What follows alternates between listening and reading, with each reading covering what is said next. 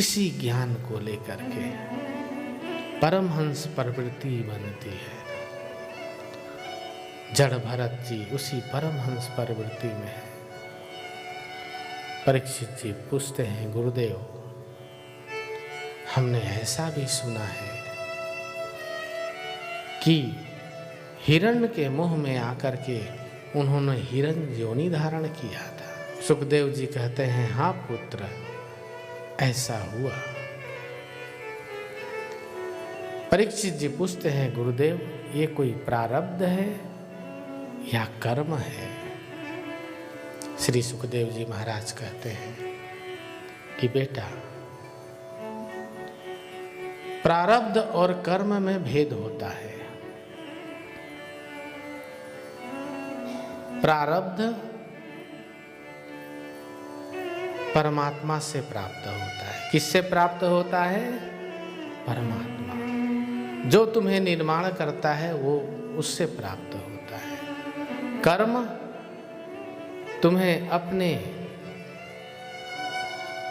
माता पिता संस्कार और संगत से प्राप्त होता है।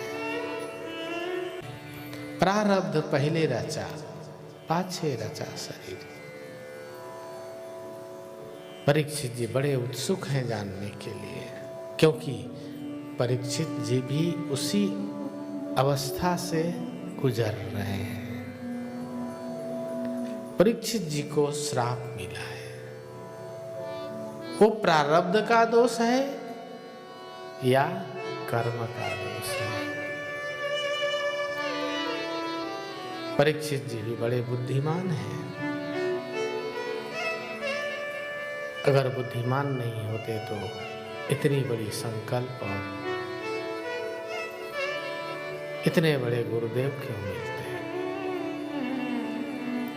और गोस्वामी जी कहते हैं कि प्रारब्ध पहले रचा पाछे रचा शरीर। रे मन तुलसीदास के धरत क्यों नहीं धीर। ऐसा कहते हैं कि गोस्वामी जी कई दिनों से भिक्षा करने नहीं गए। उन्होंने निश्चय किया, अब मैं भिक्षा नहीं करूंगा।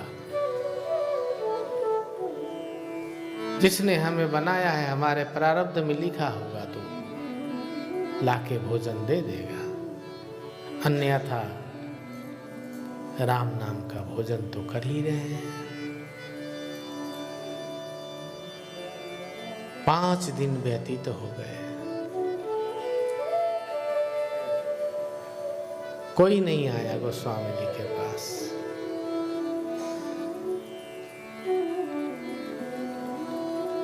गोस्वामी जी ने सोचा 5 दिन हो गए, प्रारब्ध का खेल है या कर्म का खेल है? भजन करके उठे, शरीर कमजोर, बूढ़े तो थे ही, और बुढ़ापे में भी एक और बुढ़ापा, भूख और प्यास का। उठे तो उठ के बैठ गए, कमजोरी हो गई।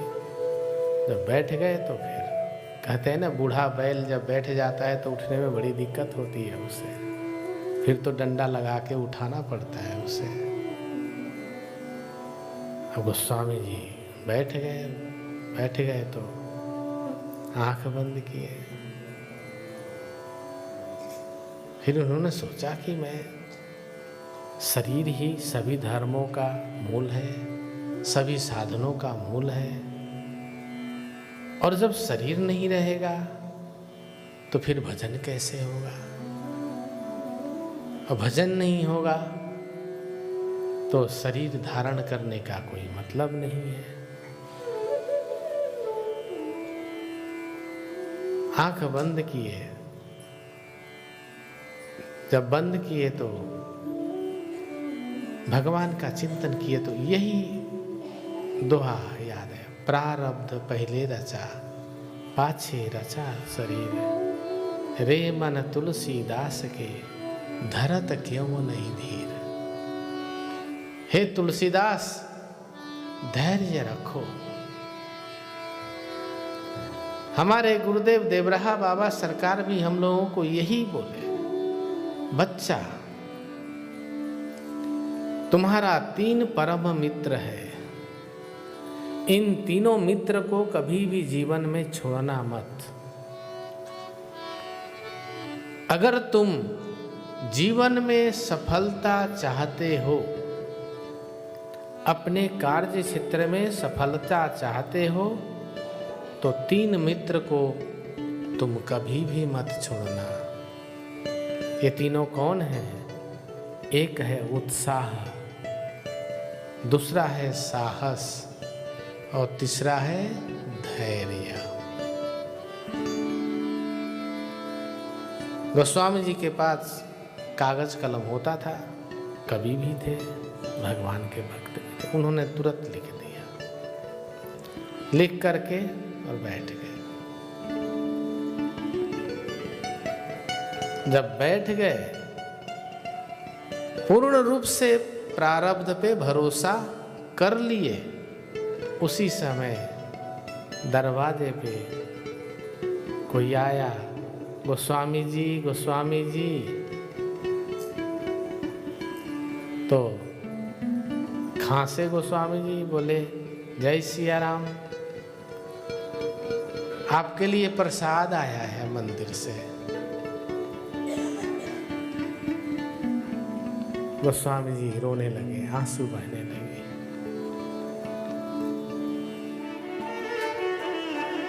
थाल आई, नाना प्रकार के व्यंजन,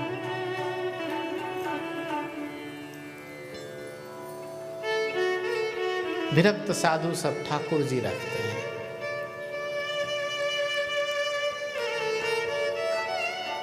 ये भगवान के, कल बताए ना, 2 प्रकार की भक्ति होती है।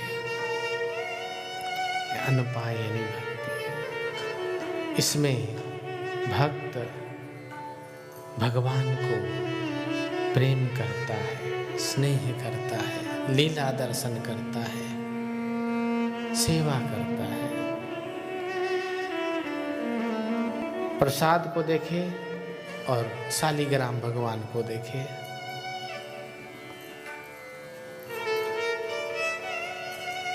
जो लेके आए थे उन्होंने बोला भोग लग गया है। श्री राम। शालिग्राम भगवान ढक के रखे थे कई दिनों से, कोई था ही नहीं, तो रामनामी से ढक दिया था। जैसे ही ढक कपड़ा हटाए तो देखे सारी सामान वहां पड़ी हुई, थोड़ी थोड़ी। रोने लगे, बोले जय जय। तो यहाँ पे विश्वास की, श्रद्धा की वृद्धि होती है। इसके मूल में क्या है? धैर्य।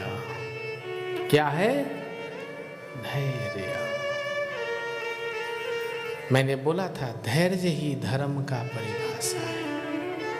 धर्म धैर्य पे टिका हुआ है। किस पे टिका हुआ है? धैर्य पे। और धैर्यवान पुरुष ही धर्मात्मा बन सकता है।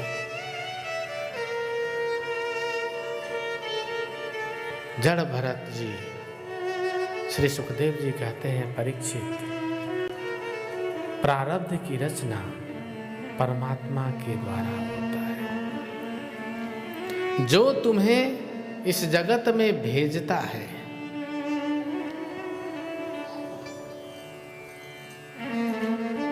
वो प्रारब्ध बनाता है तुम्हारा।